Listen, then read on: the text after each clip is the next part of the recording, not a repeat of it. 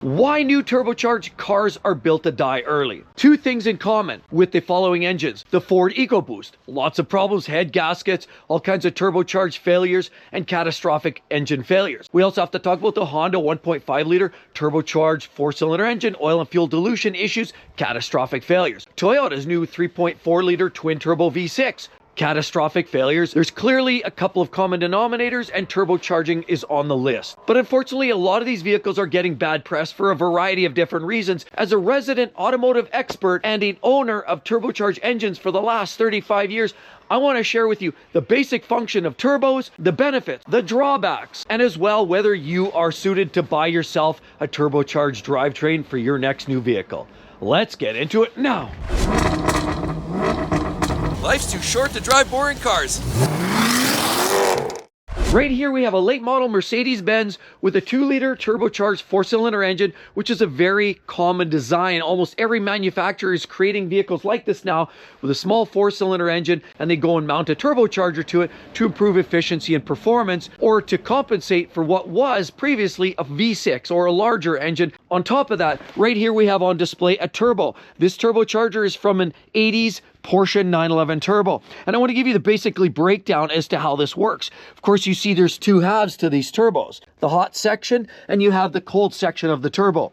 In the center, you see the turbine, and naturally, you'll have a variety of different bolt-up patterns. In this case, we basically have a snap together on there, sealed, of course, with an O-ring. And on the hot side, you have a flange that would bolt off to your exhaust headers coming off of the engine. So how this basically works is, on the hot side, the hot exhaust gases that come from the engine go into this flange right here, and that's the prime mover, gets the common turbine turning. As you'll notice, it gets this spinning. And in doing so, it's connected through the center through a shaft. And of course, naturally, what we have here is a bearing in the middle that mounts that shaft and keeps it common. So the exhaust gases go in, turn that prime mover, and then of course on the other side it now evacuates and adds that compressed air back into the engine on the intake side of the drivetrain. So a turbocharger basically acts as an air compressor. You get some free exhaust waste gas on the outside, and then you re-inject some high pressure air pulling from the fresh air outside, but turbocharging it, compressing it, and putting it back in the engine. There's often a combined use of intercoolers, which helps keep that compressed air down because compressed air gets hot, and it also just helps keeping that colder air going into the engine. Hot air into the engine is a recipe, surefire recipe for detonation and catastrophic engine failure. But then looking at the turbocharger in more detail, you have this other line here. That means you get some fresh oil going in here that helps lubricate the bearings so the bearings don't prematurely fail. On the other end, you have another flange here where the waste oil goes out. That's the scavenge end of the turbocharger and usually gets recirculated through the engine. And that's part of the problem. The same oil that's going through a hot turbocharger is also the same oil that protects your engine and the internal components, as well as variable valve timing in a lot of these drivetrains. And that same oil supply is very much taxed in ways that it never has been. When vehicles were typically naturally aspirated, there was far less demand and stresses on the oil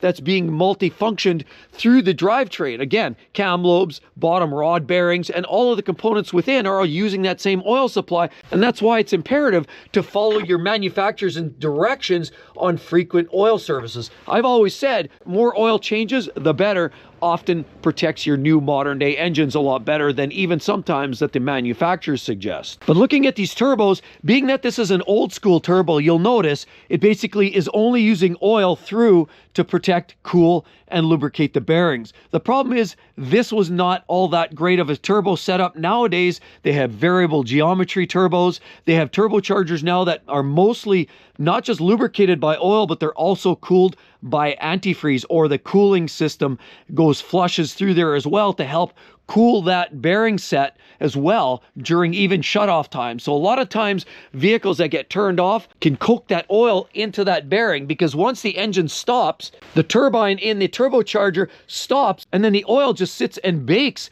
within the bearing because it's not turning anymore and there's no circulation. That's why these old turbos were much less reliable, and you needed a much better cool down regime than you do in modern day engines. A lot of modern day engines, like you're seeing in this Mercedes, often have other systems so that cooling system actually continues to progressively cool down the turbo. Even when the engine shut off, it allows the electric water pump to continue circulating coolant through that turbocharger and prevent it from coking oil in ways that it used to. It no longer is quite the same concern. Now, many people argue that turbocharging engines can be as reliable as any naturally aspirated engine could ever dream to be. And while there may be various truths and facts and examples of that, I mean, look at across the nation, we see semi-trucks running turbocharged diesel engines every single day, and they're lasting 300, 500,000 miles, and a lot of them with the same turbochargers on them. While yes, ignition compression or diesel engines often run a little different, they do run a very high level of boost and a high level of internal engine pressure.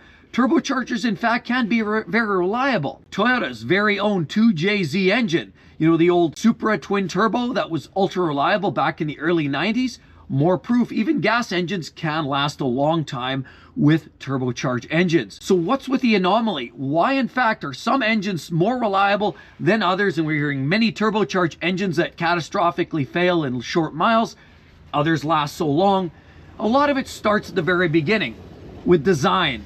I mean, a lot of designs are wonderful. Look at Porsche. They've been building reliable, durable, long-lasting turbocharged engines for many years. Toyota has had some very reliable and successful turbocharged drivetrains as well. Yet other manufacturers just can't quite seem to get it right. Why? Well, there are differences in the quality. You know, Mitsubishi turbos, IHI turbochargers. There's different types of turbos, Garrett turbos. Some run a bushing sleeve type bearing, which is very smooth, but it doesn't necessarily get the performance. It may be more reliable, but it doesn't necessarily perform as well as a modern day ball bearing turbo, which does give you a better spool up time, better performance, less turbo lag, at the risk of premature failure if you neglect oil changes.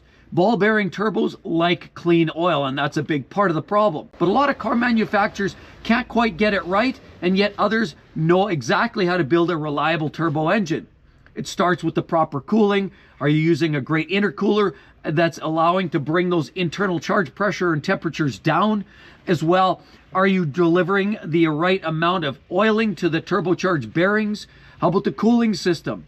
Is there enough cooling capacity in the bearings to make the bearings last a long time? The other risks, of course, are turbochargers. If they fail, and occasionally they do, there's a risk on losing that metal shrapnel into the intake of the engine. If that happens, a turbocharger can exactly wipe out an entire engine. So there's huge risks, albeit not that common. There's major risks in poor design. So proper cooling, proper oiling, and proper design with quality components goes a long way to quality, reliable drivetrains, and turbochargers are no different. Before we talk about those three engines that are sustaining failures, the Ford EcoBoost, we're talking about the Honda 1.5s and the Toyota 3.4s, I want to talk about some of the wins and the positives about driving a turbocharged vehicle. Clearly, after years of driving turbo vehicles, I've experienced some real great drawbacks. And of course, there's downsides, which we'll explain, as well as some of the care and attention you need to take. But some of the obvious benefits are, if you're doing a lot of freeway driving, you're going to have passing power that you can't even dream of in a naturally aspirated engine. Cars like that with the 2.5 on paper may look the same with 200 horsepower, but a turbocharged engine with 200 horsepower usually delivers a lot more torque, especially low to mid range in your power band. Usually gives you a lot better passing power, better acceleration. You're going to experience much better performance all the way around. There's no questions. Most turbocharged engines will literally blow the doors off of anything naturally aspirated. Another benefit is usually a lot of these manufacturers, instead of using an older V6 like this Mercedes, they now change it up. Instead of a 3.5 liter or a 3 liter V6, now they've gone to a turbocharged 2 liter, which can deliver better fuel economy when you're not driving hard, but it gives you the performance when you're looking for it, and it also gives you better fuel economy. If you're not going hard, it does deliver better economy. Stop and go traffic, that's when you'll see the economy start going down the tank with a lot of turbocharged engines. But generally speaking, in average moderate driving, freeway driving, turbocharged engines can deliver better fuel economy. And as we've mentioned already lately, with the better oiling, for example, a lot of the better synthetics and the products that we're getting on the market does allow turbocharged engines to become designed with much more inherent reliability than they ever once were. As well as I already mentioned, the older turbocharged turbocharged engines, which just use the simple oil system through the bearing, were often much more unreliable. Now the modern day turbocharged engines are more reliable because they allow a lot of coolant flow through those turbocharged engines. A lot of the old school engines used a mechanical water pump. Of course, with that, as soon as you turned off the engine, the cooling stopped for the turbos, and the turbos would often coke up and you would have a premature failure in that bearing in no time flat. And that could cost you $3,000 or $4,000 or $5,000. You know what, when you're talking about a transmission costing $4, $5, $6 grand, a failed turbo could in fact be secondary to a transmission failure in terms of cost. But on top of that, some of the drawbacks in owning turbocharged engines. There's no doubt about it, turbocharged engines are generally going to cost you more money. Research, development costs are going to be more extreme, and certainly to buy the turbocharged brethren of some manufacturers that are creating both turbo and NA engines, you're going to typically find you're paying a little bit more for that added performance, and you're paying more for that research and development, as well as the oil changes interval is going to be much more important. That's a drawback on turbocharged engines, and you're going to make sure that you're going to have to do much more frequent oil services than you ever did with some of your older naturally aspirated engines, like these 2.5 liter 4-cylinders that you're finding in a lot of Toyotas were so reliable because even people that typically neglected some of their oil services could get away with it. They weren't so dependent on quality oiling. It was a lower compression engine, didn't have turbocharging, and a lot of, even you go far enough back and you didn't even have oil used in variable valve timing. It was a very simple setup in a lot of the older naturally aspirated engines, and that's why a lot of these vehicles would typically last, even if they were neglected. And a lot of Toyota owners loved vehicles for that, where they could neglect or extend or elongate their oil service intervals, and they could still get away with it and still get 200,000, 300,000, 400,000 miles out of a drivetrain. Whereas a lot of engines nowadays, turbocharged, high-strung, small displacement engines with high compression ratios or a high amount of turbocharged boost into the engine means that it's very important that you take care of your oil services, because if you don't, you will sustain premature failure. So the major drawbacks with turbocharged engines are the sheer replacement costs for parts and components. Of course, there's more piping under the hood. You naturally have more plumbing. It's more complex. It generally increases the service and maintenance costs because of not just components, intercoolers, turbos, things that can fail. You're also having to remove a lot more components to get access to other parts totally even unrelated, simply because a lot of these parts are in the way. So the complexity adds potentially shorter lifespan if you're not taking care of your maintenance. And you can get long lives out of turbocharged engines, but if you don't do all the right servicing, you will find yourself a reduced lifespan on that vehicle. And another major issue that a lot of people neglect with turbocharged engines that can lead to premature failure, because even in this Mercedes C300, there's a lot of discussion about what's failing on a lot of these engines, and a lot of people are saying cylinder number 1 and certain cylinders have had hold pistons. In other words, they've blown out largely through poor fueling as well as detonation, resulting in a catastrophic engine failure. That's a very common engine issue with this Mercedes brand vehicle. But a lot of that is because right here, as you flip this open, it's imperative that you get the right fueling. And every engine needs a very specified octane level for it to run perfectly. But it's never been more true than you're running a turbocharged engine. And of course, the higher octane generally means a turbocharged engine's gonna run better. Here we have a 91 octane specified, so you have to put that fueling in there. And while some people argue and say the computers will compensate, in many cases it will compensate for a lower grade of octane, and the computer will either retard timing or advance timing respectively, or adjust the fuel ratio going into the engine in relation to the quality of fuel. But they can only fake it for so long, and poor fuel quality can have a much bigger impact on the longevity of these turbocharged engines. Some of the key factors you have to take care of, and it's even more important with turbocharged engines than it is in a naturally aspirated engine like the old Toyota over there, is you have to have the right amount of fueling, the proper grade of fuel have to go into the engine. Make sure you're taking care of all your filters. If you're allowing too much dirty air into the engine, that can and will have a major negative impact on a turbocharged engine, as dusting an engine is extremely bad, especially for a turbocharged engine. Coolant's extremely important as well, because if you don't have good coolant, that's the lifeblood for a lot of the cooling of the turbocharger as well. And you never want to ever even risk overheating a turbocharged engine. You're likely going to experience extremely expensive mechanical engine repair maintenance costs. As well, oil. right there, extremely important, and probably the single most important factor to consider when you're buying a turbocharged engine. The quality, the frequency of oil that you're putting in the vehicle is imperative, because virtually every vehicle these days runs turbocharged engines. It needs that lifeblood. It needs the quality oil going through the bearings to lubricate it, to cool it. It also uses, a lot of vehicles now are variable valve timing. That same oil supply is supplying the high pressure fueling, the high pressure oiling for the variable valve timing. And on top of it, that's the same oil supply that's also protecting the bearings and the rod bearings and the cam lobes and all the other components. The oil pump and everything uses that same oil. So neglecting your oil services are going to lead to an early demise of a lot of turbo engines, even more so than a naturally aspirated engine, which again has less demands on it. Turbocharging also adds an extra pressure in the engine, and there's almost an inevitability that that added pressure into the engine, because you're essentially using an air compressor to pressurize that engine, is guaranteed to burn hotter for a shorter period of time. And many would argue that you can get just as long a life out of a turbocharged engine as you can with a naturally aspirated engine. The long and short of it is, a good, well-engineered vehicle can go a long time. The manufacturer has to take some of those factors into consideration. Create better cooling system, intercooling, of course, better fuel system, more fuel delivery, higher fueling outputs, better fuel injectors, better bottom end, better oil pump, better scavenge system. In many cases, connecting rods and valve springs are built to heavy-duty standards, and often the entire engine is a completely different engine that you're going to find in its naturally aspirated brethren. So what's been happening with these modern turbocharged engines failing lately? Well, let's just talk about the Ford and the EcoBoost. If you really think about the Ford EcoBoost engines, most of the problems have been related to cam timing, timing-related systems, blown head gaskets. Most of the problems aren't directly related to turbocharging.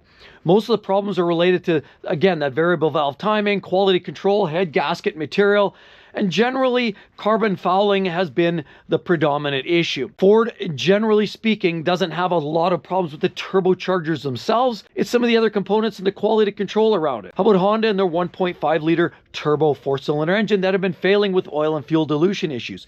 Yet another example of too much pressure past the compression rings is really more of a result of the direct injected system, which putting fuel past the rings down into the crankcase, thus resulting in catastrophic engine failures. Not so much related to the turbos, because the turbos themselves are reliable. Toyota, as well as that 3.4 liter of turbocharged V6, they're having allegedly issues with material particulate that weren't cleaned up within the case, moving around and circulating and hanging up within the main bearings. And with that issue, that's basically taking out the bearings themselves. Now, with all of that said, naturally, it's not the turbochargers failing again. It's usually related, allegedly, to material in and particulate hanging up within the case. So all of these cases have other surrounding problems, and the turbocharging itself is not the contributing factor. Now, it's not that turbochargers don't live shorter lifespans, and generally speaking, they likely would. They burn hotter, they put more pressure into the engine,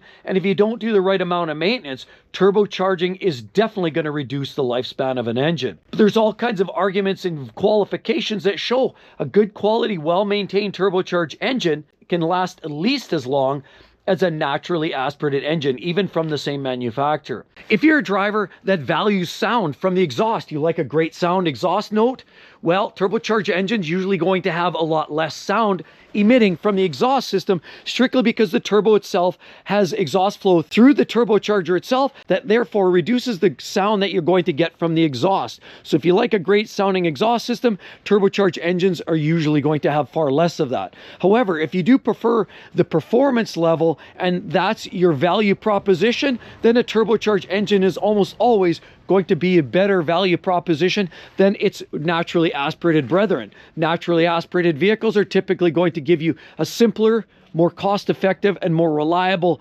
drivetrain experience, and arguably are going to last slightly longer than the turbocharged engine that you're going to compare it to. So really it boils down to higher running costs, better performance, poor sounds from the exhaust, versus a more authentic driving experience that may sound better, but doesn't quite deliver on the performance. And with all of that said, be sure to check out right there, why are these engines imploding? Direct injection is taking a serious toll. Hope to see each and every one in the next one. See you real soon. Bye-bye.